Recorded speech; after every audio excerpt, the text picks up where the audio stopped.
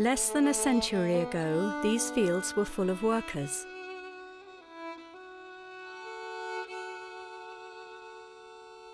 Now the fields lie quiet and empty.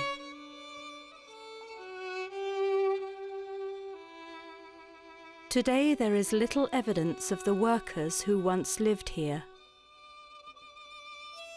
In Northumberland and the Scottish borders, half of these workers were women.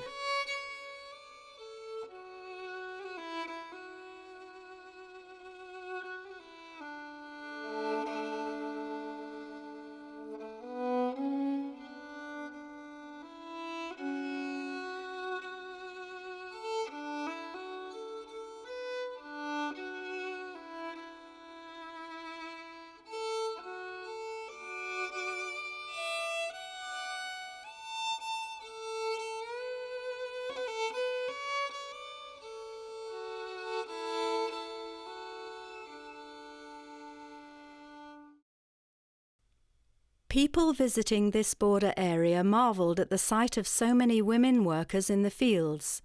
They were intrigued by the distinctive costume. When staying near Coldstream in the borders, Beatrix Potter wrote in her journal about the women workers and their curious headgear of black straw mushroom hats lined with red. These workers were part of a very old system of employment known as the Bondage System.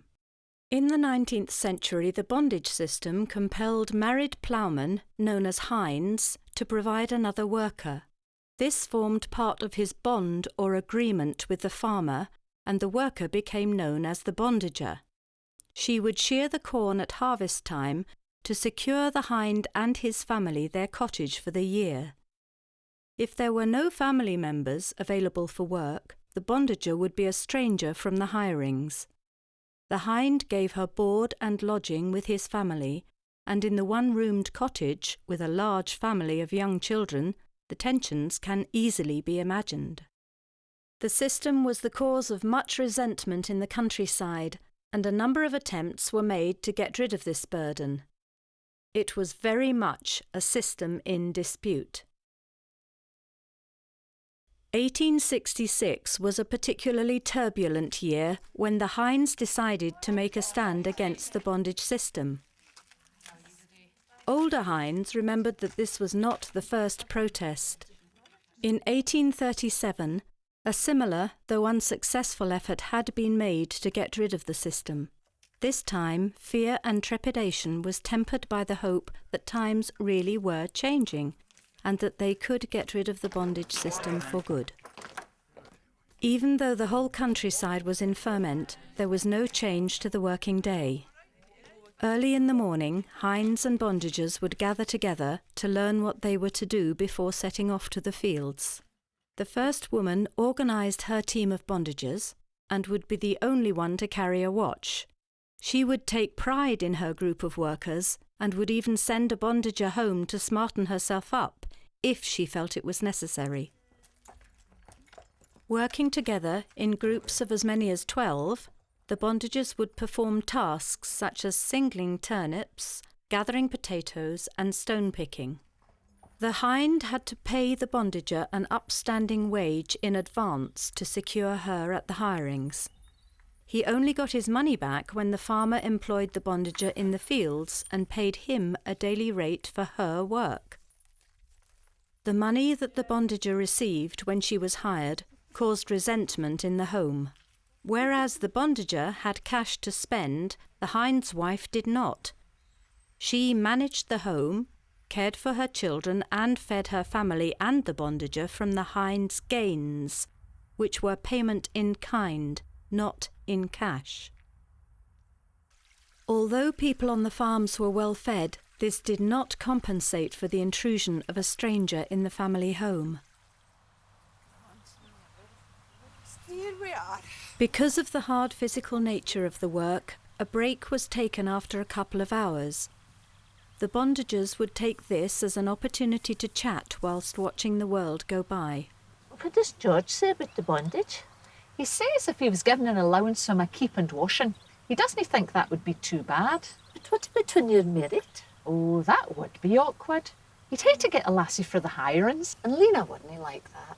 She says she's all right with me because George is my brother, but a stranger would be hard to thole. Aye, it isn't easy, right enough. George says a gate worker who fits in wheel would be fine, but he kens it doesn't always work out that road. He's feared she'll no fit in, or worse, will be a troublemaker. And Lena says she wouldn't expect the help I gie her with the washing, baking, redding up and minding the bairns. I think she's heard our many stories of the Bondagers sitting idle and teasing the cat rather than helping. Or else the beating would be off out, getting up to dear knows what mischief. I'll no be marrying Tam for a few years yet anyway. Are you putting anything by? Aye, we both are, you ken. No, I heard, Maggie, the money aye burns a hole in your pocket. And I've heard that the draper's a grand friend of yours. Aye, he did rather take a len of me. I just popped in to pay the 5 shillings I owe and ended up buying some hair ruching and some little pearl buttons and some wool for my comforters. He must have seen you coming.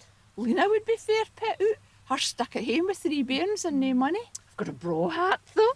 Look, the ruching's first standing out and the wee buttons, aren't they just the thing? I never gone anywhere where there's any bairns. I always ask first, how many bairns are there afore I agree to gang? Tell us again, Betty, about yon hiring where you gave the firm a what for. It aye makes me laugh, but I wouldn't have dared. I'm sure you've heard it often enough. Oh, it's a grand tale, Betty. Well, this is the right way it. There I was standing in Kelso Market Square near the Cross Keys, and this here farmer, Taylor, from our near Mellerston, comes up to me and he says, "Are you for hire?" "Aye," says I. Well, he said he'd consider me and he'd let me ken when we came back down through the market. Well, we came back down, he says to me, "I've been talking to Mr. Stoddart here and he doesn't give you a very good character." Well, I said, "Quick as you like. I've gotten yours too, so we're not coming." It just came out, you can. You see, I'd already heard from all my friends round about that he didn't get a good name. He's no a good one, they said. And I said to Father that we weren't going there, but he wasn't for listening. Well, he should have. Oh, I was young, you ken. Anyway, we're settled here now with Mr. Rutherford, and Bill makes a grand odd laddie, and he looks to his horse that wheel. I hate the stain picking. It's worse than the tatties. Singling's the best, and I'm getting quicker. I can almost keep up with you, the new Betty. But how many doubles do you leave ahint you? It's my job as first woman to set a good pace, you can. Aye, first scalp along. I'll help you out if you need it. Yen thinks we're share. We're better at singling than the men, you can. There they are. I trail along a hint. What do you hate doing, Annie? I hate the leading in the harvest, you can. It skinners me. My side hurts with all that lifting for weeks on end. And the straw rope making, Bill in that thrack hook till my arm's hanging off. But harvest can be a grand time. Stacking's fine, but Father's sick of trial. He's that fussy. He aye ends up saying as a striddler I'm useless. But he always say his stacks are the best in the country. Aye, well, so they should be, with all that patting and clipping he does. I'm fair looking forward to the hirings and getting to the shows. They swing boats are fair exciting, and Tom's a grand hand at getting them swooshing. I heard you were green the first time and still went back for more, you daft wee bisamere. I wasn't so, Annie Wilkins. Well, we'd like to go into service, wouldn't we, Sally? Aye, we would. It'd be grand. What is it for? You're never done in service. It's cleaner and I want to live in a big house. Aye. All those rooms. Well, I'll stick with my two ends. All those rooms. You daft wee hapers. You daft wee bosoms, a pair of you. You'd never see the half of them, and you were there for years. Stuck down in the kitchen with your arms in the sink up to your oxters, or else upstairs emptying the slops. It doesn't matter anyway. Father won't let me go. He needs me as his bondager. Mother likes me at home so she can see I behave. I can see your mother's point of view, Sally. That Lily Bell went away into service and come back with a bairn, and now she works out and takes the bairn with her. He is a bonny wee thing, and Bruin is a berry. Her father says she must look after her aid mistake. And Mother's got enough to do with 5 other bairns. Well, it isn't so bad. At least when we're finished, we can have it crack together. Aye, it's fair champion when the mood takes George and he gets out his fiddle and we'll all have a bit dance together. I like it best in your room, Betty, when we roll back yon rug, you ken, and we dance ourselves silly. I gan fair glake it. I like it when Annie sings, "Your flowers of the forest make goose pimples." Oh, it makes me greet. Aye. You see what you'd be missing if you went into service. No so much fun when you're tied to the sink till goodness knows when. Or you mun listen for yon bell all the time. Here's Tommy and little Jimmy. On their way to school. Hello, Auntie Annie. Hello, Maggie. Nae shoes the day. Oh, you're too early. You'll make it rain. Oh, Annie, Jimmy's only wee. He thinks he's getting ran. There's the bell now. After you're in. The pros and cons of the bondage system were well covered in the newspapers, with everyone from landowners, ministers, farmers and hinds keen to have their say. The issues of the dispute prompted many to write with passion to the newspapers, and heated discussions took place throughout the countryside. Reverend Lang and I talked yesterday about the plight of the hinds. We thought a meeting was essential to assess the situation. Mr. Robertson, we thought you could give us some useful insight into the attitude of farmers hereabouts. Certainly. Reverend Lang, would you like to begin?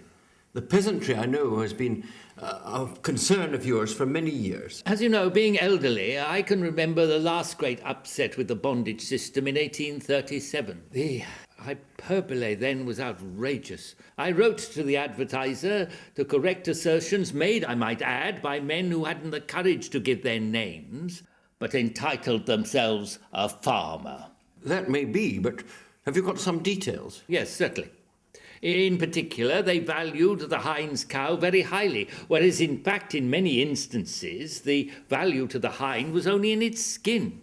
And as to the half-ruined cottage, the value they put on that was incredible. Those letters, I am convinced, were intended to intimidate the timorous from coalescing. Yes, yes, Minister, but what of now? Remember, we have the cattle plague to contend with, and could do without our men coalescing and making trouble. But the hinds have a right to endeavour to raise their wages. They have been too low for too long. I understand that, but I heard that the cash wage was but a small part of it. What other grievances do they have? I'd heard it was mainly the bondage system. And the cottages. Now, I have campaigned for many a year to improve the labourers' cottages. The hinds' roar, as they call it. Often half dilapidated, with noisome fetid middens at the doors. As the Reverend Gilly says, we should take care to lodge our peasants as well as we lodge our beasts. And what about here? And Duddow? And Grindon. True, there have been improvements, I admit it, at last. Fine stone rows with slated roofs, where before there was nothing but cobble and turf hovels. But having said that, the space is still small. A single room to house a whole family. But the room is half the size of this room, Reverend Lang. A very large room indeed. Here, like Grindon, we have made 2 good rooms. Look, here are the plans. The roofs are sealed. There is a grate, oven and furnace pot as fixtures. Notice behind there is a cow byre, a pigsty and other good offices. Reverend Lang, you will recall it's not long ago since they shared a roof and a door with the cow. One letter to the warder from a Bamborough hind fair scunners me with his mischievous falsehoods. £12 a year for the bondager's wages, and then he maintains that it costs him 5 shillings a week to keep her. Now that is a very high calculation for wages, and as for lodgings, well, that is surely of no account whatever in a family. But that's the point. Very often the bondager is not a member of the family, but a stranger from the hiring. But the families are large, Reverend Lang. Surely one more makes little difference. But the main grievance is that family life is destroyed by having a stranger at the hearth, privy to, well, to all the private matters of the family. I think the woman will be a boon to the hind and his family. Think of all the household work she will do at night to help the hind's wife and care for the little ones. Oh, no, I think she will be well worth her board and lodgings, and the hind will have all that she earns in the field, above her hire of £12, as profit. That seems a reasonable assessment, Reverend Lang. Well, I think you will find the hinds and their wives would disagree.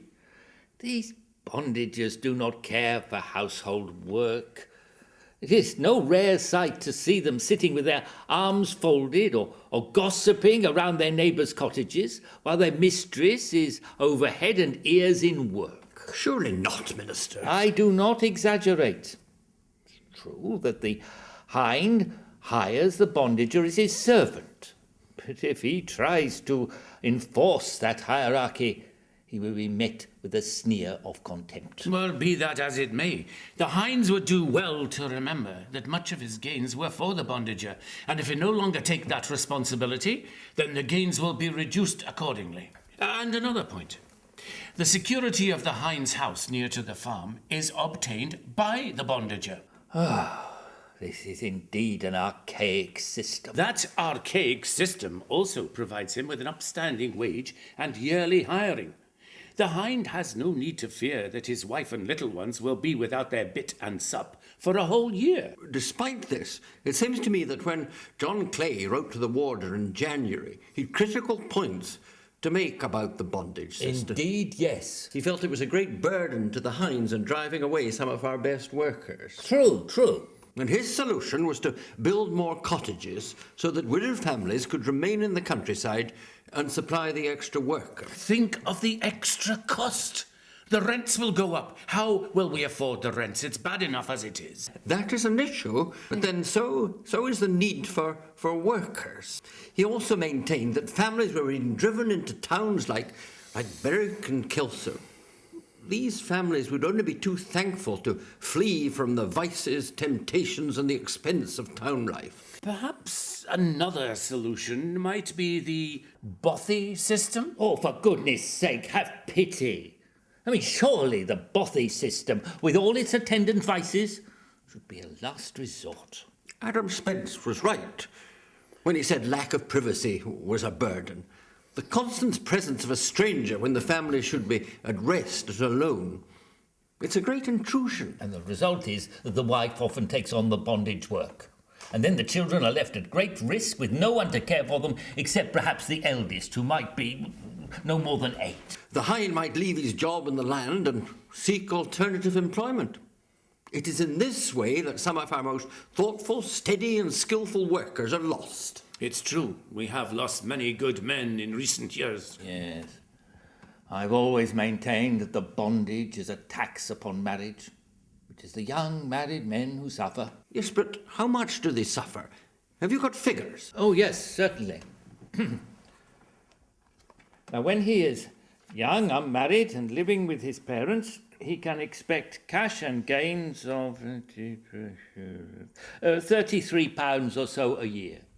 But as soon as he is married, he must pay the bondager her upstanding wage of £12 and feed her as well. But think of the extra gains, the meal and potatoes, and all that the bondager earns.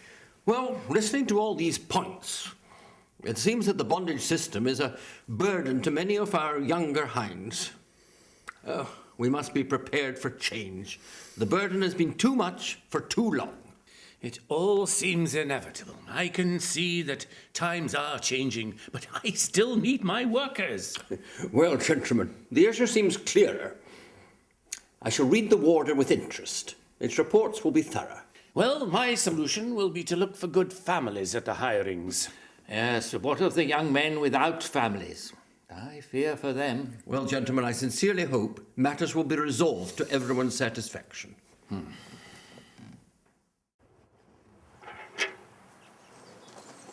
Looks a heavy in the day, Lizzie. Oh, it certainly is, Maggie. Oh, there you go.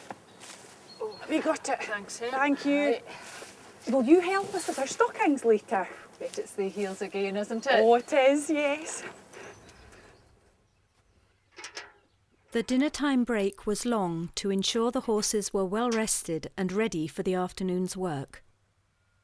This was a chance for the bondagers who were so inclined to help with the household tasks. That's grand, Maggie. You're a good lassie.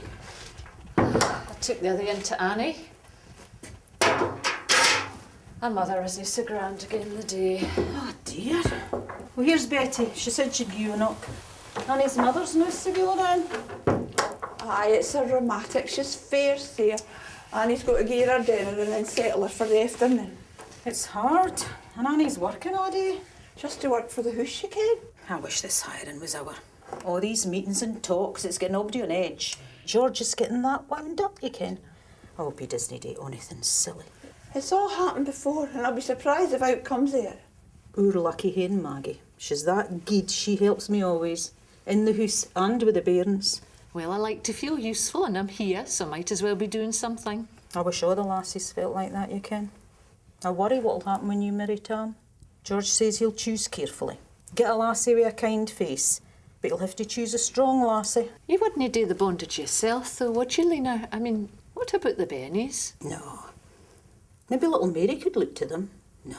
She's our young, and I'd be feared of an accident with a fire or with a kettle. And now Bertie's on his feet. He's into all thing.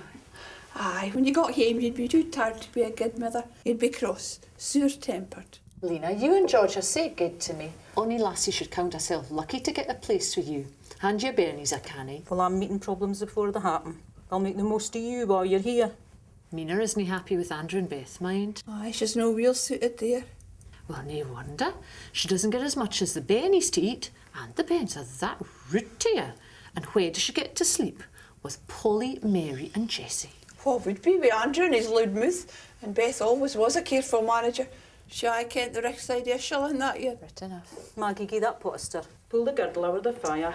I'll get them bannocks cooked before George gets in. I'm away along to my own house. I'm sorry to be such a dreich visitor, Lena. You'll be glad to see the back of me. Well, there's no good pretending things are better than they are. You're always welcome, Betty. We'll hae a basket and eat after the Kaylee. That'd be grand. Tell Annie I'll give her mother a knock later on, when she's had time for a rest. After her dinner.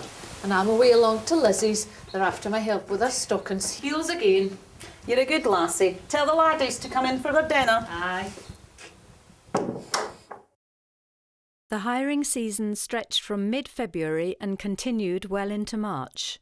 Hiring fairs were always fully reported in the newspapers, but in 1866 there was an even keener interest in how things were progressing. Hinds, who were not intending to move to a new farm, would still be keen to understand any changes that were achieved. During the Annick hirings, people gathered in Bailiff Gate to discuss the situation.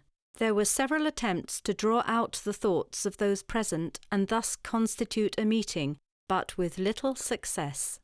It seemed that despite the gathering of people and the strong feelings about the bondage system, no one was able to assume a leadership role, and mutterings were beginning that it was all to come to naught. Why, that yin didn't have much to say, Gil, did he? No, we must keep folks together, you know. We have to stick together, all these folks. We need some leadership, man.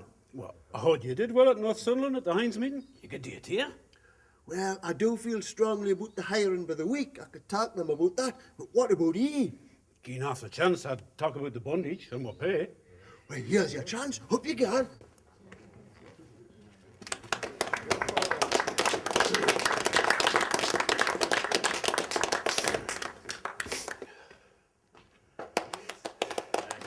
Now, lads, what do we come here for? What about the money? What do I have? 15. No, I look at both sides, and we must consider the farmers as well as ourselves. 15 pud would be right enough if I could get it. But that's more than then, Gies. We must look for something less than that. For my part, if I was a farmer, I would get a man for as little as I could. If he'd walk to me for a penny halfpenny a day, I would give him no more. And I would have walked the poor devil as long as he could stand. I'd make him work the whole year if he would do it for a penny halfpenny. But that's no expected on their side. We must have fair play for both, and just get as much as we can. Then to the bondage. I would have nae bondage women.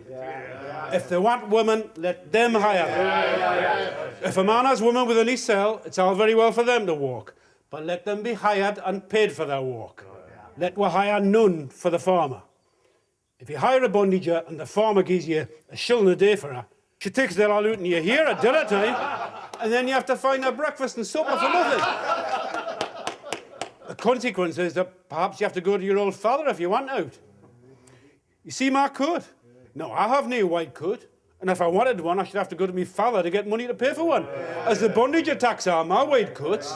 Now, lads, Nanny is hire today to find a bondager. If you do, I hope when you come to hire a bondager at May Day, she may ask you £12 for the half year. Let we hire none. What sort of a life do I have now? You get up at 4:30 in the morning, and if you're 10 minutes late, you hear skinflint to your master asking you, "What's the matter with you this morning, you so long?" You go on walking until 6 o'clock at night. Then you come in and keep rubbing their poor skins until 9 o'clock at night. Then you have to go and yem to bed to get up again at 4:30. Let us stand like men together and ring the knell of the bondage system this day in Annick.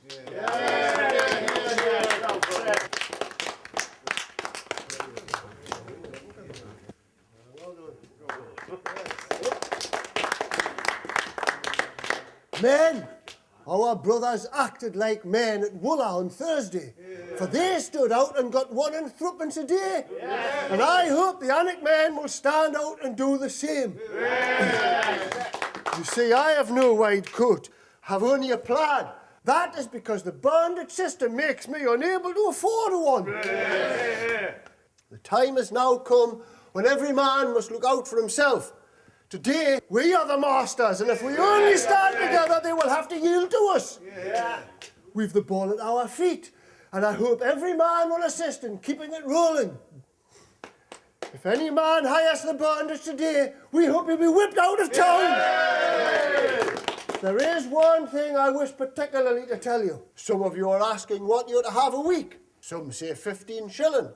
When you go to be hired, the farmers will say that they give the best of wages. No. Don't believe them. No. I ask you, name the child first and you'll know what to call it afterwards. Mind what you're about and hire none by the week. Suppose you hire for 15 shillings and you go out and get yourself wet through and through and you're laid up. Your master will say, "Oh, your 15 shillings was for when you was at work, not for when you was idle." Hire none by the week, hire by the year. And then if you're sick, you have your wages going on. But who is so fit to pay a man when sick as the man who gets his work when he's well? Complete delusion about a week's work, and I hope none of you will fall for it. Let us today ring the nail to the bondage system, and every man give a strong pull at the ropes. Tell the master who asks for a bondage that you have no woman except your wife, and that you cannot afford to keep another. Tell him that one woman is plenty, and sometimes more than enough for one man.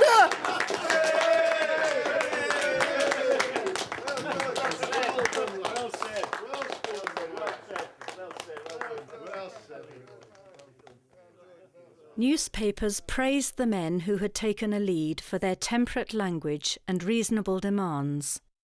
A collection of 1 penny apiece was used to pay the bellman to proclaim the results of the meeting. Anyone interested in the dispute, including farmers' wives, would wonder how they were to obtain their workers.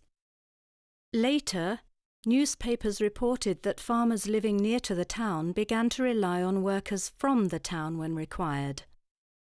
Those further away looked for good families. Further north, the working day would be coming to an end. The Hinds here, as in other places, had attended local meetings and were getting ready for their own hiring day. Once stabled, the horses were groomed before the men settled down for some jolly good crack.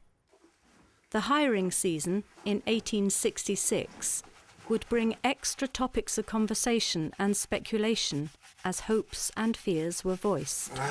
Say yourself, June, rest your legs. It's been a long day. Well, what did you think of the meeting last night then? Well, it fair surprised me. I thought the minister had it a butt read, but he was a bit overstrong, giving us all the blame.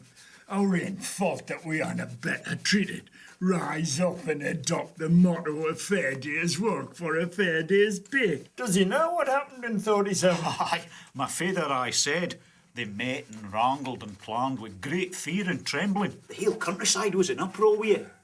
You couldn't walk down the Lonan without someone haranguing you. What did it gain the Hinds?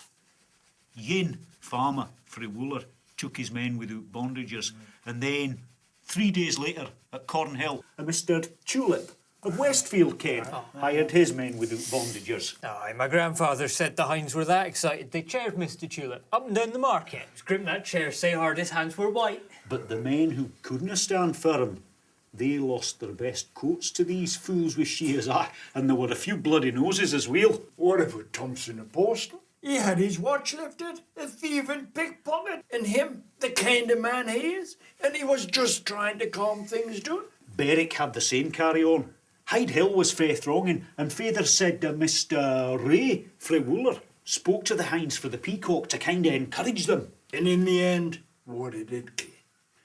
Bondage was still the bane of our life. Aye, but this time it'll be different. Times have changed, and the maesters are coming round. Aye, but remember, our plans are public, but the maesters work secretly on their hole and corner principle. Aye, must stand together. Not like that, you're only a jetter. What was that then? Oh, here's the order.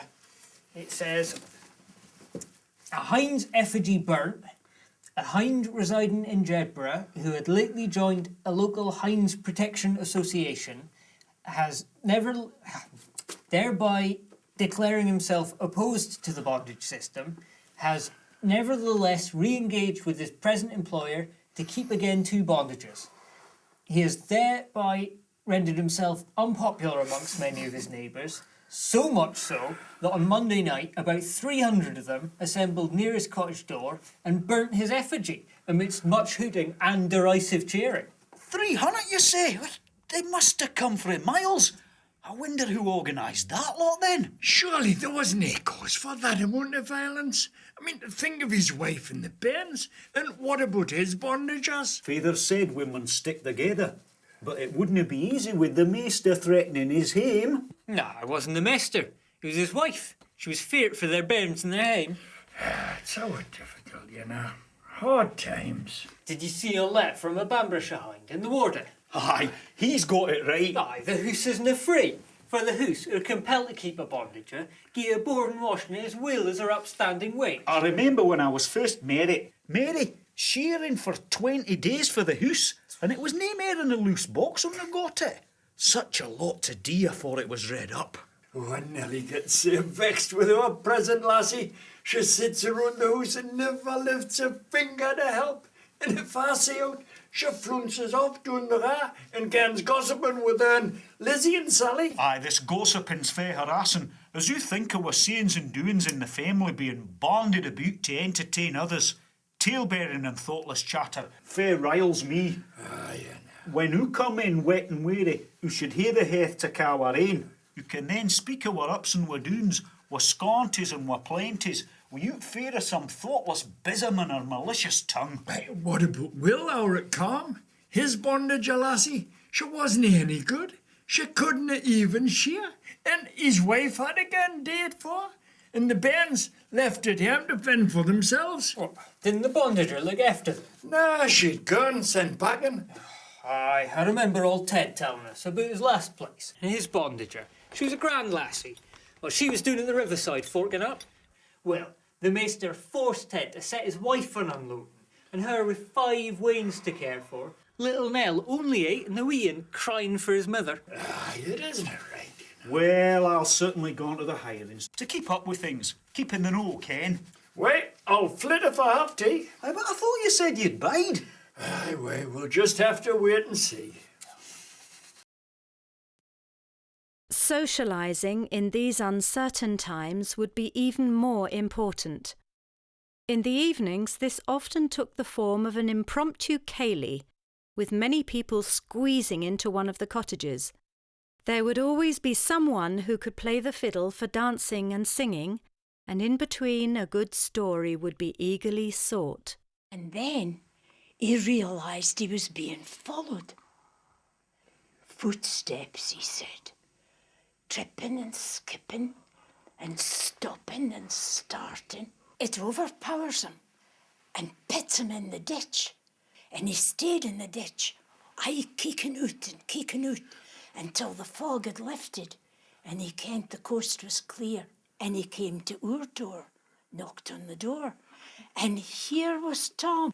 white as a ghost, and shaking and gabbering away in the morning. What did you find in the kale patch but a muckle white goat? Eating all Bill's kale and cabbages. Get out, you muckle monster, I shouted at it, and it went fleeing over the dyke. What a gliff I got. Moved that quick again. When you tell Tom, he would scarce believe me, but I'm telling you, his sare he'd mended an awful lot quicker, long afore he would have forgot about Tom and his ghost. Well, what about that inn we've been doing? Now come all ye ploughmen, these lines fit to heed by the braes of the Ettrick and banks of the Tweed, or round by Midlothian where they may be. Come join the loud chorus and sing it with me. Then away we old bondage, away with it now. To this old feudal system we never can bow. We'll march to the station, take liberty's train, and we'll ne'er be burdened with bondage again.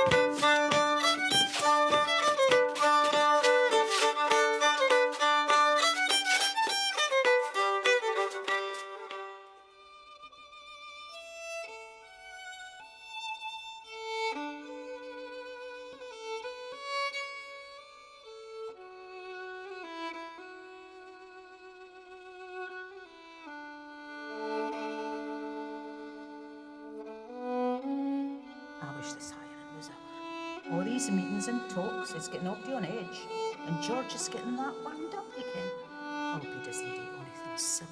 It's all happened before, and I'll be surprised if it comes out. They met and wrangled and planned with great fear and trembling. The whole countryside was in uproar with it.